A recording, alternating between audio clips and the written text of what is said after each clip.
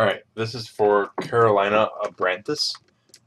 So the big thing is that I see right off the top of the top of the image here is the fact that the eye is in just a little bit of the wrong spot. Because if you look, if you pay attention to your main feature here. So basically, your face is coming down here.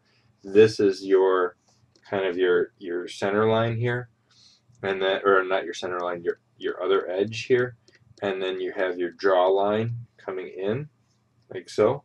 What you want to do is you want to pay attention to how this the center line comes. So the center line is going to come down the middle here and come straight down like so. So that being said, then what's going to happen is this is going to wrap around the face. And do you see how by looking at your eyes, the position of your eye position goes much more straight versus curved with the rest of the head. So that's the first thing that I would work on. And then, pay attention to the rest of the features, and just by angling these. So what I would do is, let's see here, I would probably grab the eyebrow here, and oops.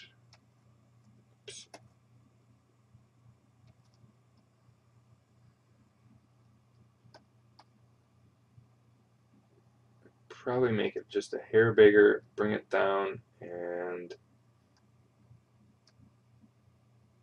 play with it something like that.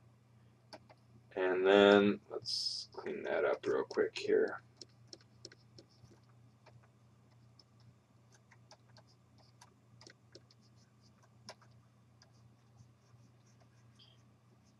Alright, so that's part of it, and then let's play with the lips here. Probably just angle the lips, and I would actually widen the mouth to give you a more realistic. Oops, I don't want to do that. I have to warp it a little bit. Widen the mouth and then arc it a little bit more. Not by much, but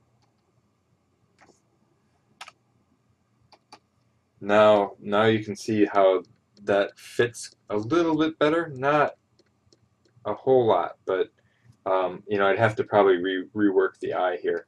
But the other aspect is if you look at your value range here, go to your histogram.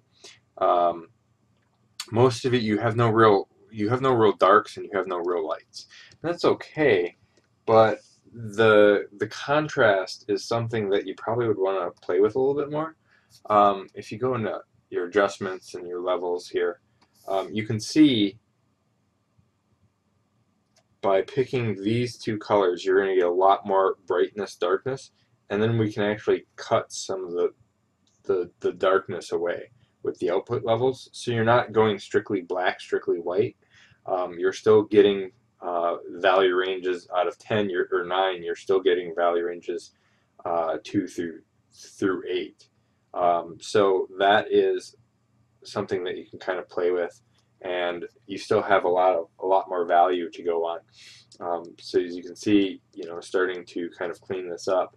And then what you want to do is you want to pay attention to so this is your bright value, and you want to pay attention and start kind of building up the form around the figure here.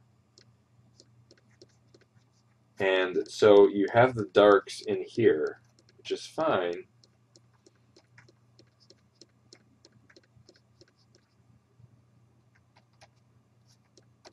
But you want to kind of watch out with how you see how you have your light here. That's okay. Some people have that like kind of cranial ridge going on there, but if you want a more smoother tonal value, I would lessen the range between it, and so it's not as strong. Otherwise, it really pops out. And then as you get darker on this side, what I would do is push your darks a little bit more here, and not a whole lot. This is getting a little bit too dark, but by pushing your darks here, you see the form of the face now starting to take effect.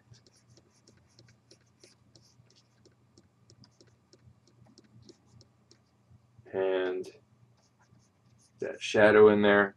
And do you see how that starts popping this out? And then start pulling out some of this tonal value in the eyes so that it pulls out a little bit more. I think this eye needs to be redrawn, and I think this one does too, because this one's too far out.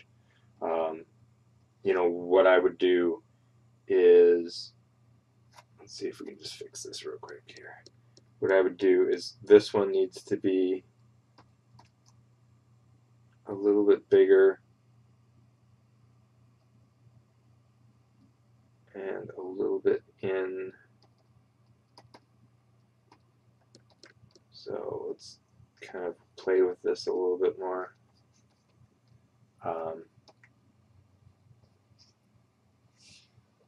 And so this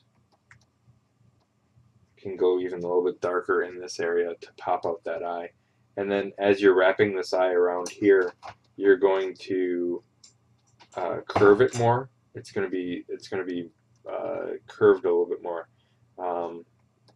less, and it's kind of hard to get that in there without redrawing the whole eye. But you want more pupil in there, more kind of probably open a little bit wider, and then put my lashes in there.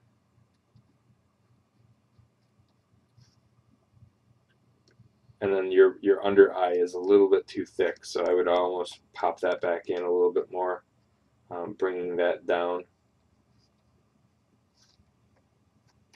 And then you can use the darks to even go further into the corners of the eyes to give it more depth and form in there.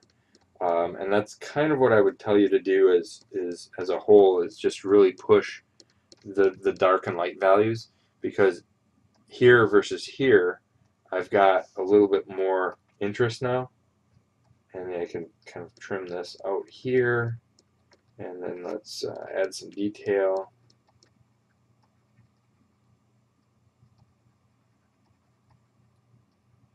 Like so. And then we can add in a little bit of that upper lip here. And you can just add some of that up here, not a lot. But you see how just adding those little creases on the lip too is really going to sell your piece a little bit more.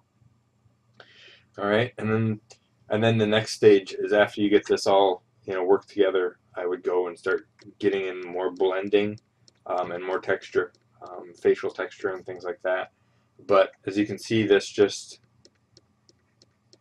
by putting some of this in there a little bit darker, I get a lot more depth and value,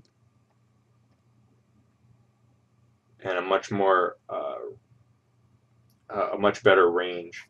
And then again, like, I know the hair's not done, but at this point you can take your dark values and start building out the form of the hair.